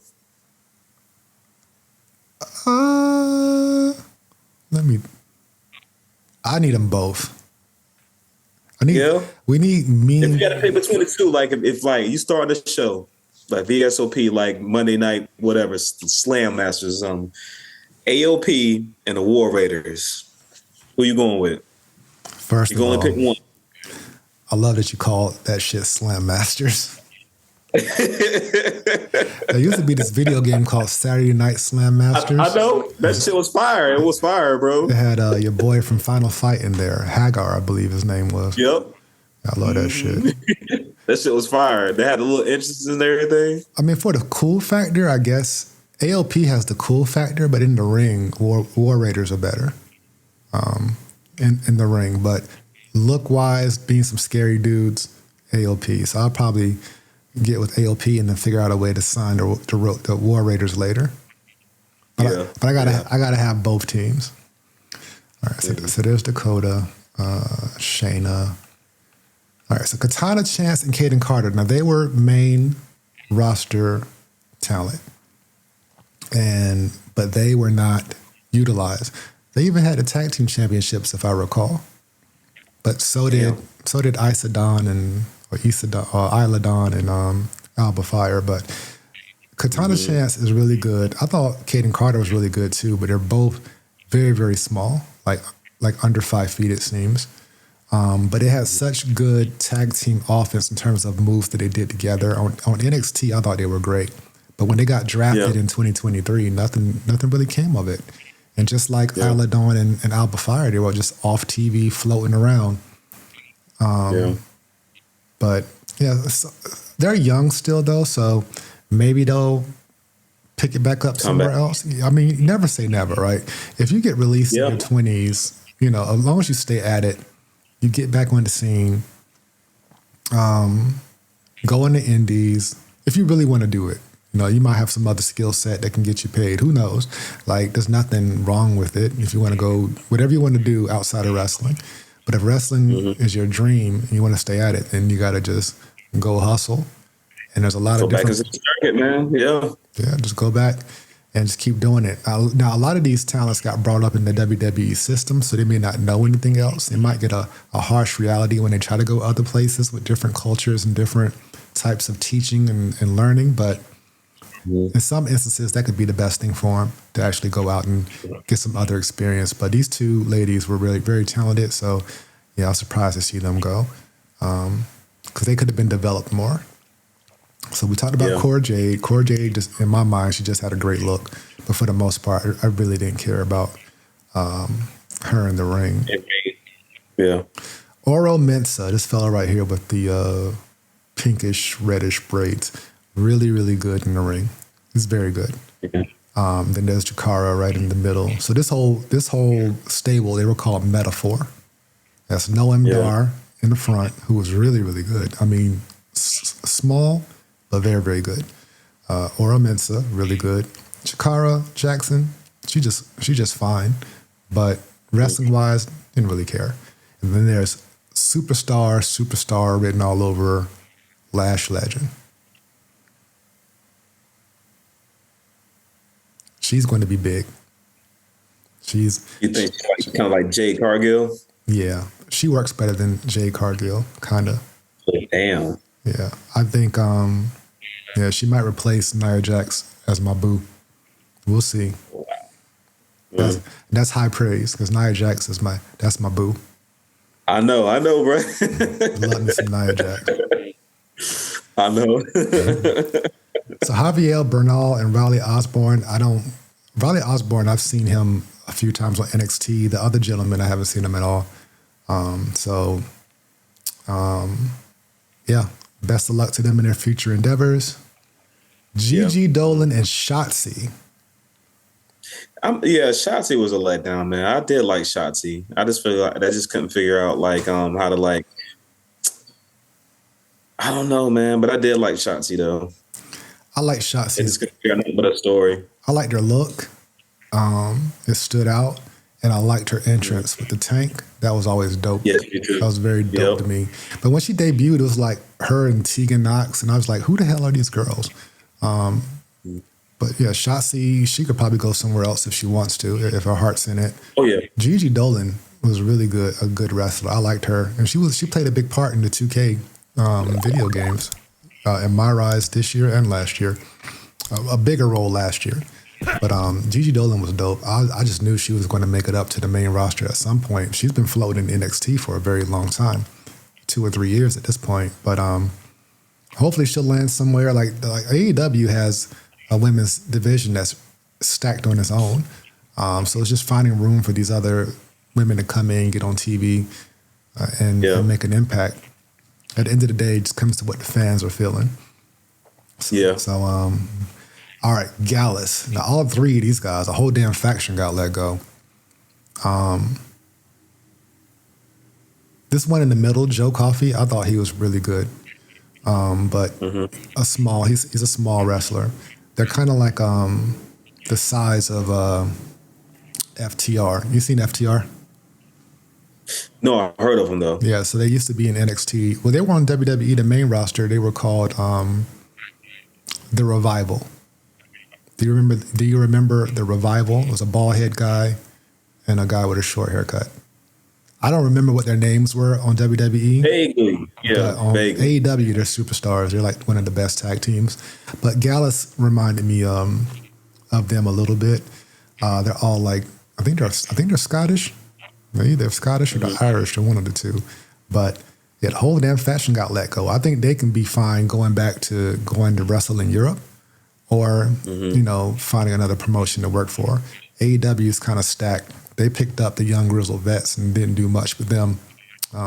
So we'll see. But Wolfgang Mark and Joe Coffey, man, they're gone. They are floating around. Danny Palmer, I don't know who the hell she is. Me neither. So I'm just going to keep going. Don't remember her. Eddie Thorpe. Now, this guy has some potential. When he first debuted, I didn't really care for him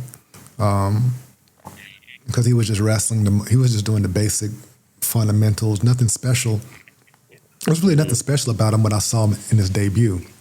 But over the past year, his character has developed, especially as a heel, and he's really good in the NXT Underground matches. And that's when I started to like him. When they started doing the NXT Underground, I was like, okay, Eddie Thorpe, he be going hard. He be fighting his ass off. So I think that's a talent that someone should definitely pick up, whether it's Japan, whether it's AEW. I mean, when I say Japan, there's numerous promotions in Japan, but yeah.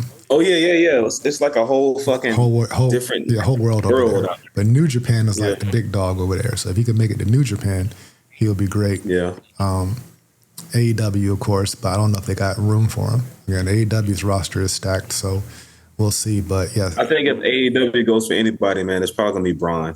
Braun and Dakota Kai. Yeah, they should definitely go there.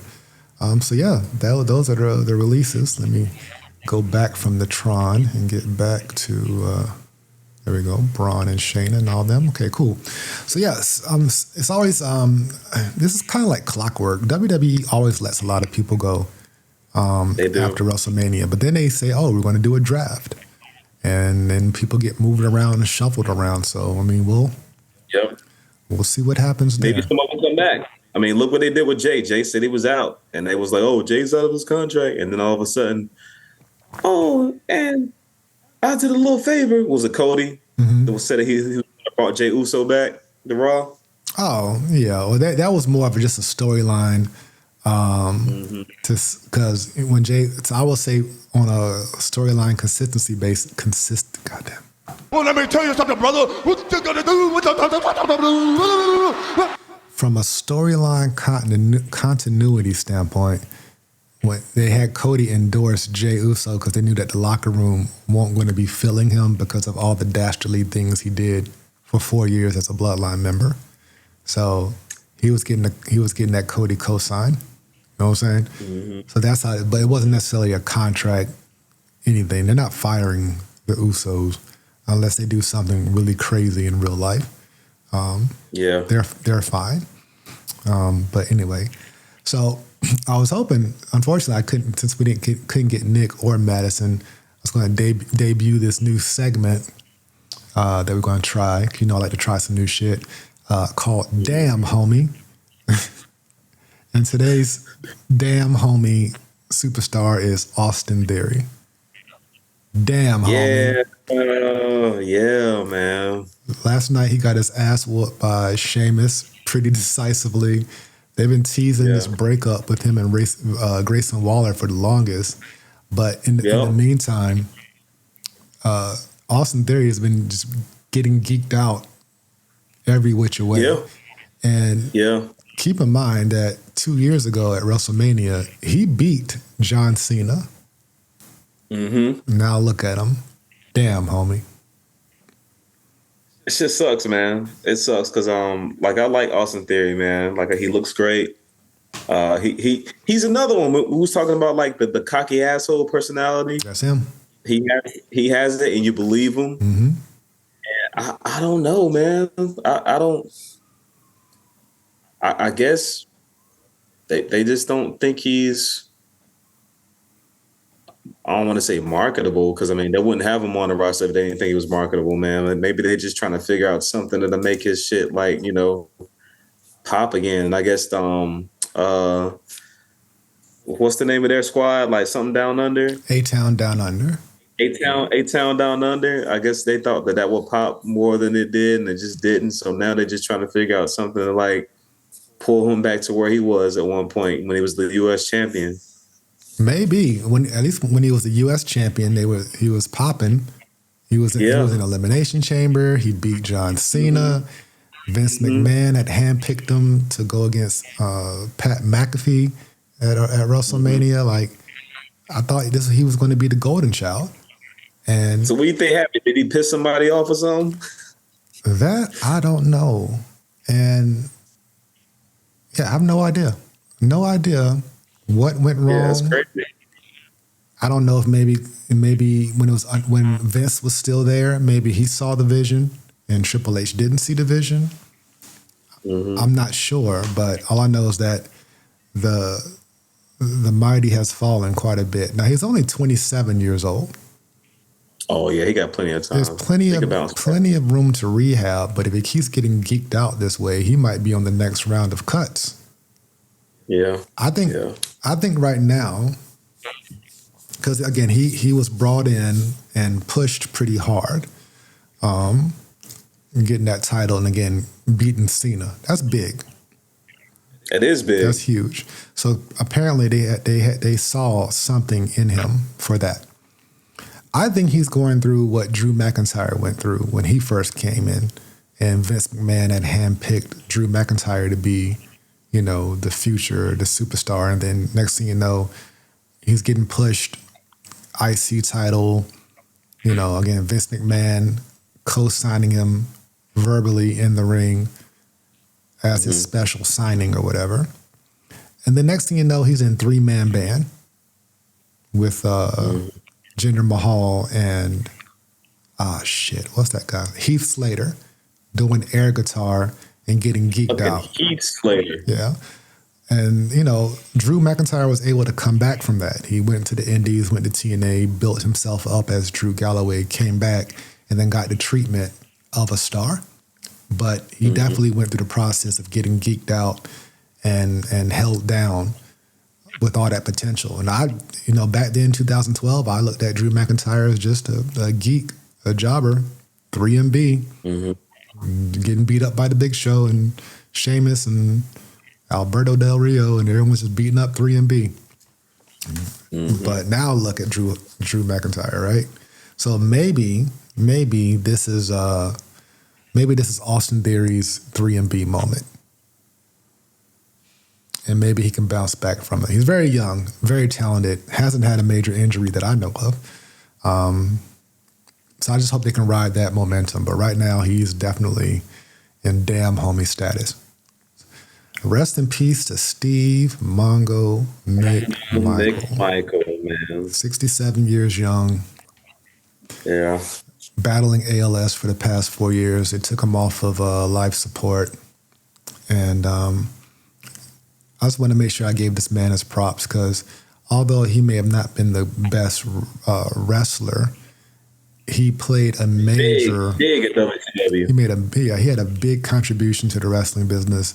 Even before he got to WCW, he was in the WWE doing angles around that time where Lawrence Taylor was getting ready for his match with Bam Bam Bigelow. You know, they had a bunch of other football players like involved, and Steve Mongo McMichael was one of them. And if he wasn't part of that angle, he was part of some angle in WWE. But I remember him specifically before he went to WCW Nitro as the host. He was into it. He loved wrestling, and then he had the privilege to become one of the Four Horsemen, and that's big. When like they really like out of all the people they could have chose, Steve Mongo McMichael was the one that said. Ric Flair said, "Yeah, let's bring him in." And then it was him, Benoit, Arn Anderson, and Ric Flair. And in terms of a character, his demeanor, I believed he was legit. He was the first wrestler I saw doing chop blocks, which I thought, oh shit, you're going to take somebody's leg out. Again, he wasn't the most crisp in the ring, but he had he had a big personality. He could talk. Hey, we can thank him for one of Steve Austin's wives, Deborah, was his wife first. And then, oh wow, yeah, Deborah McMichael, who eventually became Deborah. Steve Austin's last name is Williams. I guess she became Deborah Williams or whatever. They didn't last long. Apparently, she mentions Austin having a lot of roid rage. Take it for what you will. I know that's not my circus, not my monkeys. Yeah, exactly. But yeah, Steve Mongo McMichael. You know, he had him and Kevin Green teamed up to take on Ric Flair, and Kevin Green, man. Yeah, rest in peace, Kevin Green. He's passed away too. Man. But yeah, they teamed up against the Horsemen. And Mongo turned on Kevin Green with the Halliburton briefcase full of money, hit him on the back, and then he walked around with that briefcase forever. He won the U.S. Championship. He had a match against a young Goldberg, was feuding with Steve Mongo McMichael. And you could tell that his heart was in it. He enjoyed being there. He wanted to be there.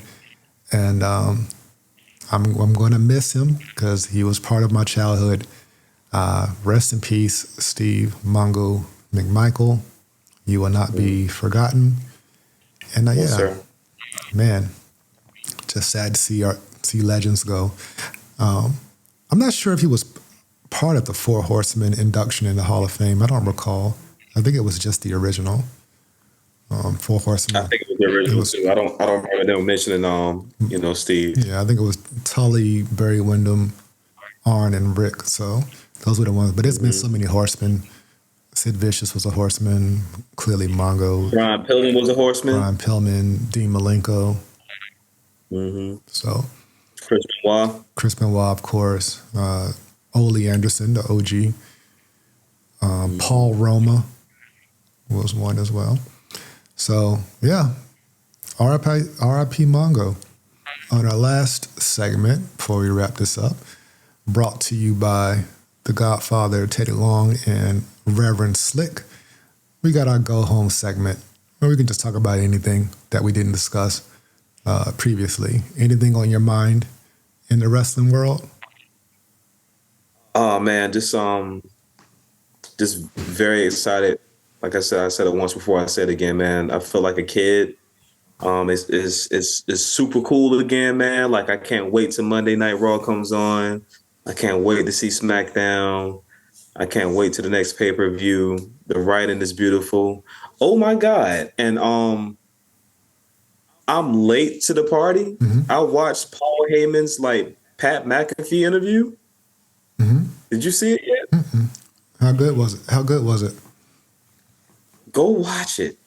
And you was the one that talked about it. You was like, you wanted is Paul Heyman going to be the old Paul Heyman, or he's going to be the one that was the tribal chief servant? Bro, when I tell you he is talking shit, he is talking shit. Like in storyline type shit? Or just as Paul Heyman, a regular guy? No, go look at it. Okay. You will not be fucking disappointed. I promise you. Like you said, he's Paulie dangerously again, bro. Okay. He is talking shit. Okay. I was in tears laughing the way he was talking shit, bro. He was talking shit, bro. Okay. I'm gonna go. Man, it's on YouTube.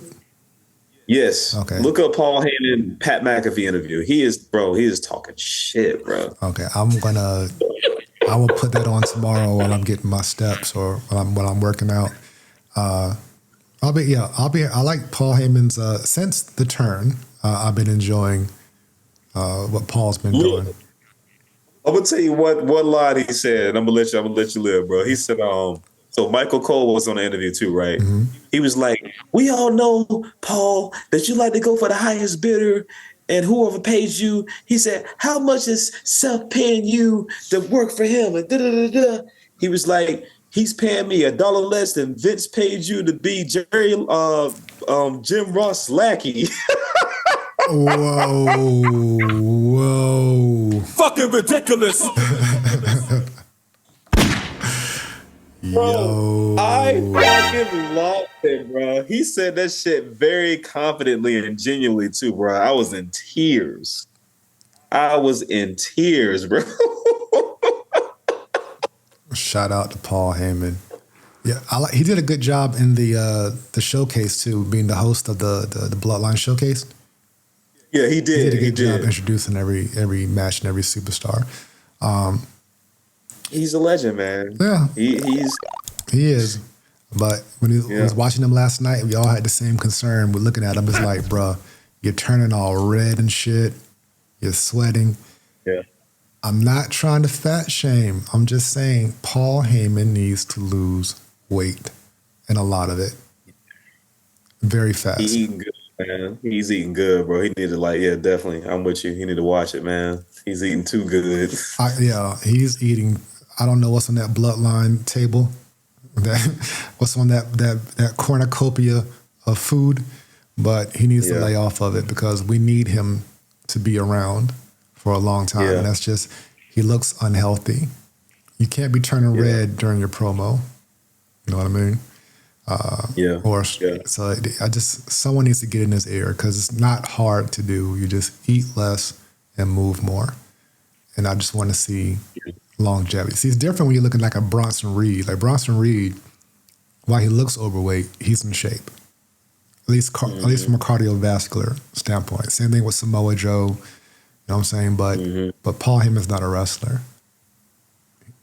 Right? At least Samoa Joe and Bronson lift weights. They work out, right? They're active. Yeah, very active. Braun Strowman is a big fella. You gotta have the cardio, and you gotta have less visceral fat on your body, on your organs. It's just unhealthy. Coming from a former fat boy, so I know how that is. But yeah, Paul Heyman. I was just looking at him yesterday. He got so worked up, and he was killing it on the mic talking to Jey Uso. But yeah, he looked like he was getting ready to burst. And that's something else he said too, man, in this interview, or whatever. He was like, everybody's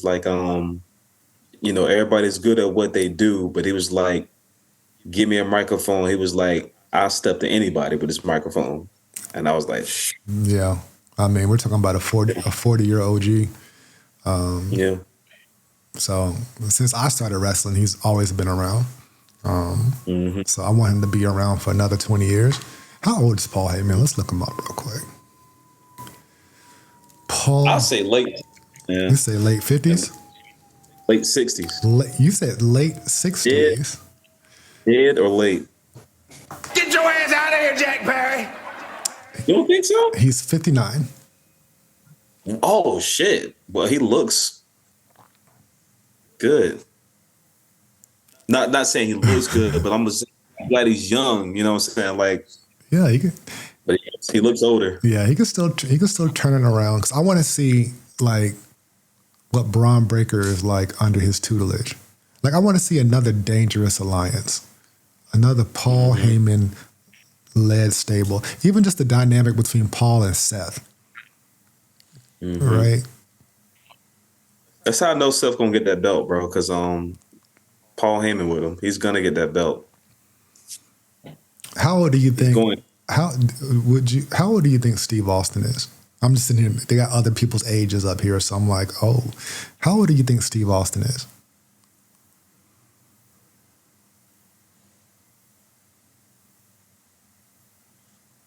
48. 48? 4. He's 44? No, I was just making sure the digit that you said before 8 was a 4. I was making sure you said Yeah. it. Get your ass out of here, Jack Perry. He is 60 years old. Damn. Steve Austin is Steve Austin is older than Paul Heyman? he's older than Paul Heyman, but Steve Austin is still in good shape. He is. Like, yeah. like you can still be jacked way into your 60s. I mean, granted, you may have to take some testosterone or something, but if you eat well and stay active, you can still, look healthy. Steve Austin, Stone Cold look good, bro. he look good. You saw him at WrestleMania, right? He still look good. Mm-hmm. So he takes his working out very seriously and his diet very seriously, which is what you're going to have to do once you cross that 40-year-old mark. Everything hits different. Trust me. Diet and exercise. Diet and exercise. Move more, eat less. But yeah, 60 years old, man. That's crazy. How old do you think Michael Cole is? He's been broadcasting for 30 years. Michael Cole, I would say 63. 56. Damn. He could probably do another 20 years of broadcasting. Oh yeah, easy. You know what I mean? It's always I'm always interested to see wrestlers' ages because when I was younger, there was this pay-per-view called Slamboree. Do you remember Slamboree? And they would tribute. It sounds familiar. So at first they would just tribute the legends. So you would see Baron Von Raschke and some other like OGs, Blackjack Mulligan and shit like that. And I thought, as I was a kid, who are these old motherfuckers on my screen?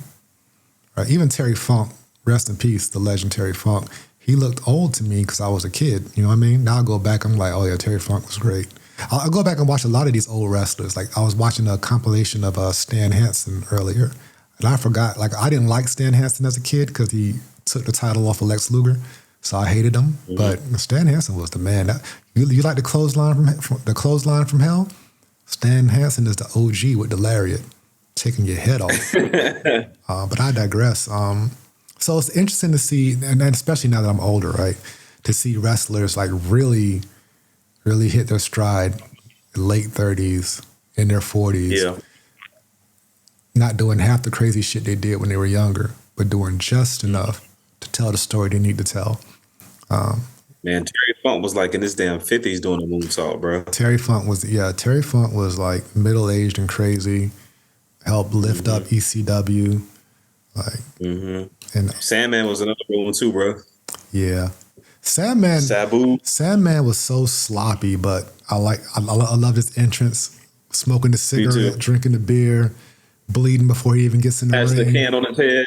And then the way he named his moves, like his Russian leg sweep was called the White Russian leg sweep. Yes. And then he had the Heineken Rana. I was like, yo. That shit was fire. Yeah. And I love he did a Russian leg sweep with a damn Singapore cane too, bro. That shit was fire. That was his patented move. Yeah. How old is he? He did like that damn sloppy ass swanton bomb. Yo, everything he did was fucking sloppy. But he looked like some guy who came off the street just wrestling. He wanted to fucking fight you, yeah. Yeah. Mm-hmm. Sandman, ECW, age. Sandman is 61 years old. Wow. Bless. Tommy Dreamer's 54. Sabu is 60. Damn. Raven is 60. Raven have you seen Raven, man? Woo. I haven't seen Raven lately. Is he looking bad? Has a road owned him? Oh man. He looks terrible, bro. I thought Raven just had the coolest look in the 90s when he was with the Flock. He just looks. He had one of the prettiest DDTs too. Yeah, the even flow. Yeah. His DDT was really good. I believe if I recall, I think he was, if not trained, at least had some training under Jake the Snake. Oh, well, that makes sense then. Yeah, I think him and his DDT, and it just looked different. It looked like it didn't look like any other DDT. Like he kind of like made it his own DDT. Because it's like his legs like lifted off the ground. Like he like really tried to plant you Let's go to the Tron, why don't we? Put your ass in the even flow, bruh.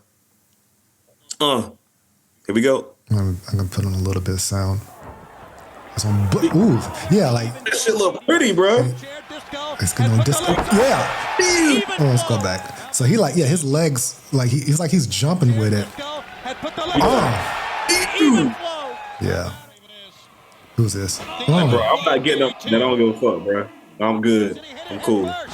Oh yeah, he had a great feud with Benoit. Mortis. Rest in peace, Canyon. Rest in peace. This is DDT. Okay, that was kind of sloppy.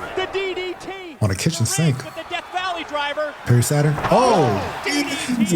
Yeah. He pulled down Billy Kidman.